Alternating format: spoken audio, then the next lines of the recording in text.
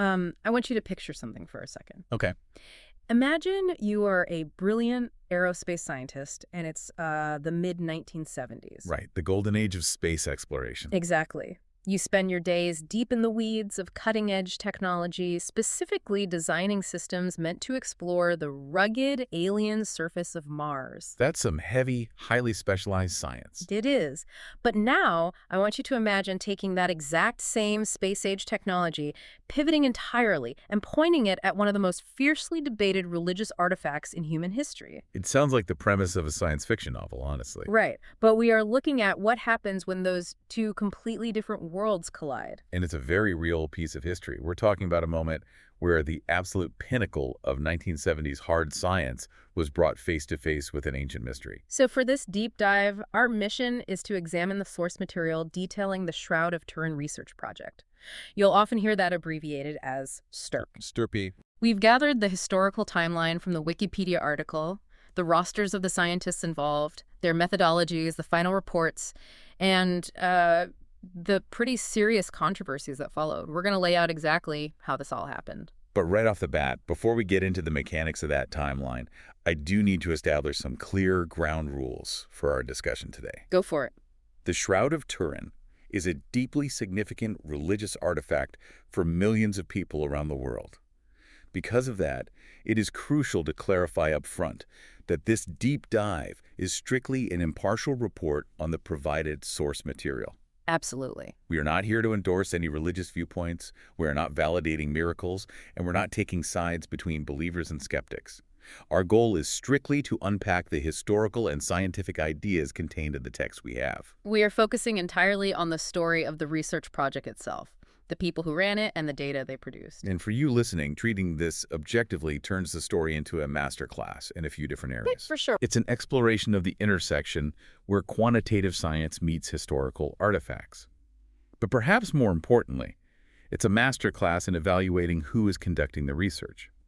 When we are presented with scientific data, we always have to ask ourselves about the people behind the instruments. Right, their backgrounds, their potential biases. Exactly. Okay, let's unpack this and go back to the origins of this whole project, starting in 1976. I want to introduce you to the original trio who kicked this off. The founders. Yep.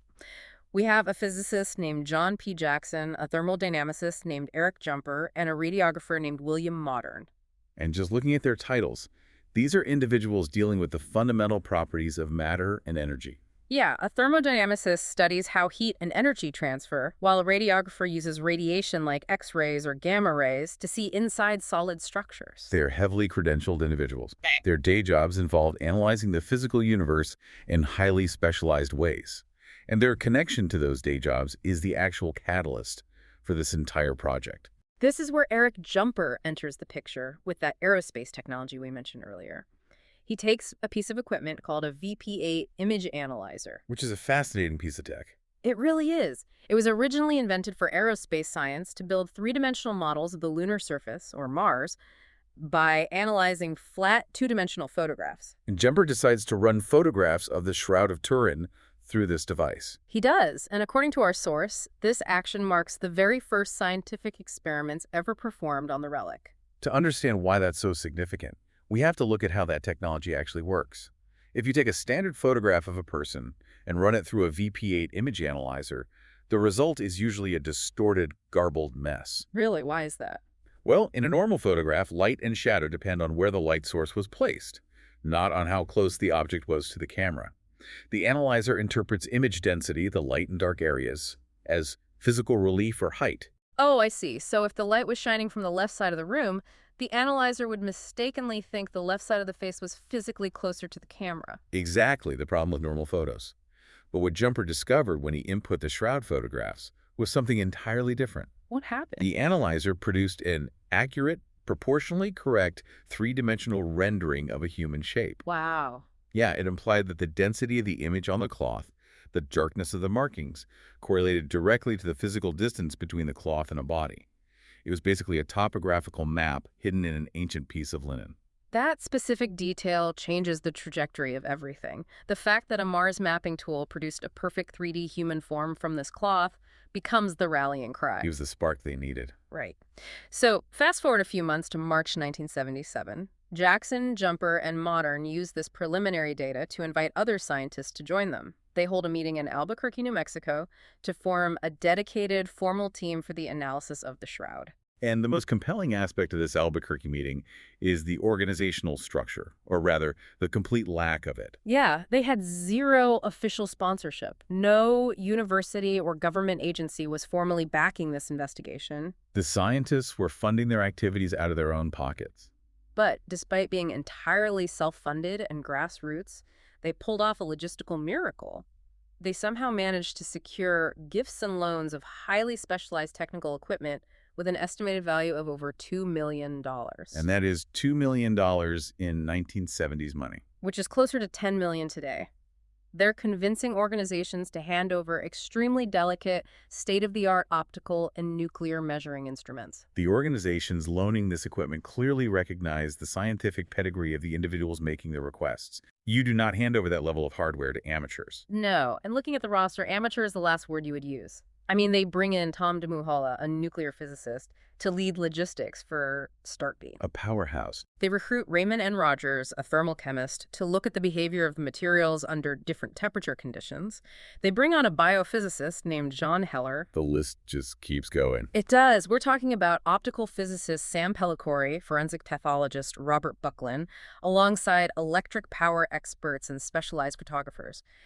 These individuals are coming from prestigious institutions like the Los Alamos National Laboratory and the Jet Propulsion Laboratory in Pasadena. It is a phenomenal assembly of quantitative minds. If you need to know the exact spectral signature of a stain or the elemental composition of a microscopic fiber, this is the premier team you would want. Absolutely. But reviewing that roster raises an important question. What's fascinating here is a massive blind spot. Look closely at the specialties you just listed. Who is missing from that room? Well, you have nuclear physicists, thermal chemists, biophysicists, and pathologists. It's entirely heavy on the hard sciences. I'm not seeing any mention of historians, archaeologists, or medieval art experts. They're studying an ancient textile, but they didn't bring a textile historian. They did not. STIRPers included no experts on medieval art, archaeology, or ancient textiles. I want you to consider the implications of approaching a historical artifact with that specific blind spot. It changes the whole dynamic. Completely. A thermal chemist asks, what is the elemental makeup of this pigment? An archaeologist asks, was this specific elemental pigment available to artists in the 14th century? That's a very different question. A biophysicist asks, is this human blood? A historian asks, how does the application of this blood align with medieval artistic practices of the era? But if you're trying to definitively prove whether something is a physical anomaly or just a painting, wouldn't a mass spectrometer or a chemical test be far more reliable than an art historian's subjective opinion? Hard data is essential, yes, but data requires context for accurate interpretation.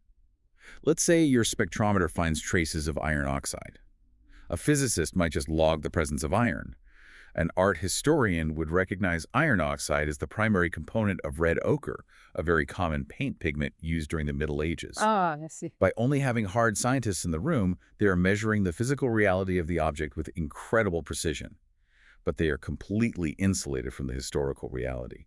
They are treating a potentially ancient cultural artifact the exact same way they would treat a rock sample from Mars. That distinction is going to be incredibly important when we look at their final conclusions. But first, we have to look at how they actually deployed this $2 million arsenal of equipment. Let's set the scene. The year is late 1978.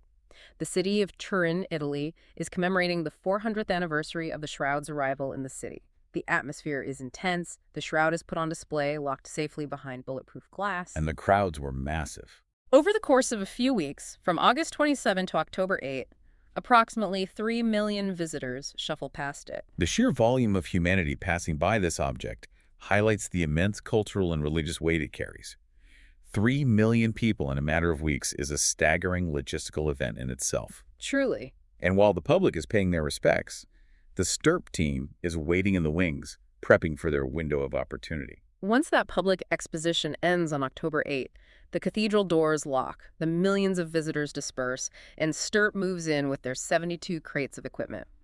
What follows is a 5-day, 120-hour scientific stakeout set up in the royal palace adjoining the Turin Cathedral. You have to imagine the tension and the exhaustion in that palace. They were given a very strict, non-negotiable window of 120 hours. Not a minute more. The source notes that the scientists worked around the clock in carefully staggered shifts. Some would sleep on cots nearby while the others operated the machinery, ensuring not a single second of access was wasted. And someone had to oversee all of this, right? Yes, the entire operation was closely supervised by a European scientist named Luigi Ganella to ensure the artifact wasn't damaged. So they're hitting this cloth with everything they have. They're doing X-ray fluorescence to map elemental compositions. They're using infrared spectrometry. They're using thermography.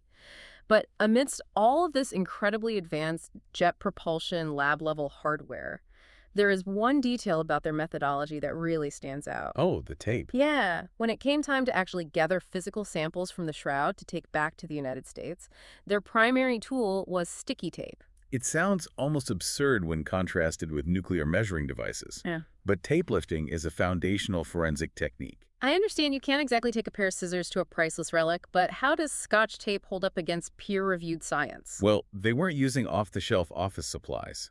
They use a specially designed mylar tape with a custom chemically inert adhesive. Okay, that makes more sense. The goal was to press this tape onto specific, carefully mapped areas of the shroud, the image areas, the bloodstain areas, the clear areas, and peel it back. This safely lifts microscopic fibers, surface particulates, pollen, and debris without damaging the structural integrity of the underlying ancient linen. It's basically a non-destructive sample. Exactly. They took dozens of these tape samples to bring back to their respective laboratories for deep chemical analysis. So the 120 hours expire, they pack up their optical lasers and their meticulously labeled sticky tape, and they head back to the United States. Over the next few years, the team members retreat to their respective labs to analyze the data. Publishing various localized results along the way. Right, leading up to the release of their comprehensive final report. Which brings us to 1981 and the culmination of all this effort. Here's where it gets really interesting. The 1981 STIRP final report is where we have to look really closely at the language they use. The conclusion they present is dramatic. I will quote their findings directly for you. We can conclude for now that the shroud image is that of a real human form of a scourged, crucified man. It is not the product of an artist. That is a remarkably definitive statement from a team of physicists and aerospace scientists. To say it's not the product of an artist. Yes. To state that unequivocally implies they found no evidence of brushstrokes, no binding agents typical of paint, and no directional application of pigment. And they back that claim up with the specific chemical findings derived from those mylar sticky tape samples. The biophysicists on the team analyzed the reddish stains on the cloth. The report states that they found these stains were composed of hemoglobin and also gave a positive test for serum albumin. To clarify those terms for you, hemoglobin is the protein molecule in red blood cells that carries oxygen, and serum albumin is the most abundant protein found in blood plasma. So it's real blood. Finding both of these in the sample strongly suggests the presence of mammalian blood. Yes. It rules out a scenario where an artist simply mixed up some red ochre and water. So based on the hemoglobin and serum albumin, they conclude it is real blood, and based on the optical data, they conclude it is a real human form and not a painting. It sounds like they are closing the book on the mystery entirely. If we only read that first paragraph, it certainly seems that way. But scientific reports are rarely that absolute. And the STIRP team immediately follows that definitive statement with a massive caveat. What's the caveat? The very next sentences in their conclusion admit that the actual mechanism of how the image was formed on the cloth remains an ongoing mystery. They explicitly state that the problem remains unsolved until further chemical studies are made. They're drawing a very sharp line in the sand. They are confident in saying what the image isn't, it isn't a painting, and they are confident in identifying the presence of blood, but they admit they have absolutely no scientific model to explain how a structurally perfect 3D encoded image transferred from a human body onto a piece of linen. And that unresolved gap between we found blood and we don't know how the image was made leaves a wide opening for critical pushback. Naturally. In the world of high-stakes historical and religious artifacts, a report that bold is going to face intense scrutiny. This introduces us to the skeptics, specifically a gentleman named Joe Nickell from the Committee for Skeptical Inquiry. He steps in to provide a comprehensive counterargument to the STIRP findings. The Committee for Skeptical Inquiry is an organization dedicated to scientifically investigating controversial and extraordinary claims. And Joe Nickell's critique of the STIRP project doesn't just attack the chemical data, It attacks the very foundation of the team itself. Nichols' investigation circles us perfectly back to the ground rules we established at the beginning of this deep dive. We talked about the importance of evaluating who is doing the research and what their potential biases might be. And what did Nichols uncover? He uncovered a rather staggering conflict of interest regarding the STIRP leadership. I remember seeing this in the source material, and it completely reframed the story for me. Nichols points out that the leaders of STIRP, the men who organized the Albuquerque meeting, who rallied the $2 million in equipment, and who directed the final report, actually served on the executive council of something called the Holy Shroud Guild. The Holy Shroud Guild is an organization explicitly devoted to the, quote, cause of the reputed relic. Their stated purpose was to promote devotion to the shroud and to encourage its study. So the supposedly objective scientists who designed the methodologies and wrote the final report declaring the artifact was not a painting were simultaneously sitting on the board of a religious guild dedicated to promoting that exact same artifact. They were. And this asks you, the listener, to actively engage with this information. What stands out to you? Nichols' argument isn't necessarily that the scientists maliciously faked their data. There were highly respected professionals who published in peer-reviewed journals. His argument is about unconscious bias and interpretation. If you go into a 120-hour stakeout, deeply, perhaps unconsciously, hoping to validate the object you have devoted your free time to promoting, you're going to interpret ambiguous data in a very specific way. Precisely the point Nichols makes.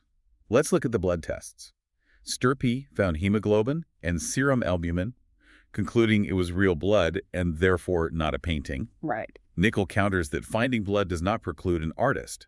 An artist in the 14th century could have easily used real blood or a mixture containing animal blood to add realism to a painted artifact. Or, tying back to the missing experts we discussed earlier, an art historian might point out that many medieval tempera paints used organic binders, like egg whites or animal glues, that contain proteins which could potentially trigger false positives in 1970s chemical tests looking for blood proteins like albumin.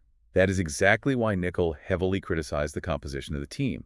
By entirely excluding art historians, medieval textile experts, and skeptical forensic scientists from the initial investigation, STIRP created an intellectual echo chamber. That makes total sense. They built a team that was highly skilled at operating mass spectrometers, but intellectually isolated from alternative historical explanations. They saw what their instruments told them, but their biases may have dictated how they interpreted those instrument readings. Okay, let's unpack this and look at the whole journey we've just taken. All right. We started with aerospace engineers taking topography tech meant for the craters of Mars and applying it to a flat photograph of an ancient cloth. A huge leap. Then we watched them hustle millions of dollars in highly sensitive laboratory gear and transport it to a royal palace in Italy. We followed them through a 120-hour, sleep-deprived scientific stakeout where their most crucial evidence-gathering tool was specially formulated sticky tape. It's wild to think about, and it culminated in a 1981 verdict that confidently declared the image was not a painting and contained real human blood, while simultaneously admitting they had no idea how the image was actually formed. And finally, that confident verdict was immediately thrown into question by skeptics, who pointed out that the scientists driving the research had deep pre-existing ties to an organization devoted to the relic, highlighting a massive potential for interpretive bias. It is a story that ultimately provides no easy answers, satisfying neither side completely. If we connect this to the bigger picture, the STIRP saga is a profound lesson in critical thinking. Definitely. We live in an era where we are constantly presented with scientific data as if it is absolute gospel. We see a headline that says, "Scientists at the Jet Propulsion Laboratory confirm X," and we just accept it. But data never exists in a vacuum. Raw numbers have to be interpreted by human beings. And human beings have blind spots. Always. When you are presented with research, you must always look at the personal affiliations of the researchers. You have to look at who funded the operation. And crucially, you have to look at what disciplines were missing from the room when the conclusions were drawn. That's a great takeaway. A thermal chemist can tell you with absolute certainty what elements are present on a piece of cloth. But if you don't invite a historian to the table, you might completely misunderstand how those elements got there in the first place. Context is just as important as the data itself. Well, we have covered a massive amount of historical and scientific ground today, but before we wrap up, I want to leave you with one final thought to ponder on your own. Let's hear it. Think back to that caveat in the 1981 STIRP report. They explicitly noted that the mechanism of the image would remain an unsolved mystery until some scientists in the future conduct further studies with better tools. A challenge to the future. Exactly, and we are that future. I want you to imagine something. If a ragtag group of self-funded aerospace scientists could adapt 1970s Mars technology to cause this much of a stir, what secrets would scientists uncover today? Oh, wow. With modern tech. Yeah. Imagine if an interdisciplinary team physicists, archaeologists, art historians, and skeptics were locked in a room with the Shroud right now. If 1970s sticky tape and early 3D models could decode a topographical map, what would the artificial intelligence, the molecular mapping, and the hyper-advanced imaging technologies of our current era reveal about those linen fibers? The tools evolve, the disciplines expand, but the human drive to solve the mystery endures. It certainly does. Thank you so much for joining us on this deep dive. Keep asking questions, always check the context of your sources, and we will catch you next time.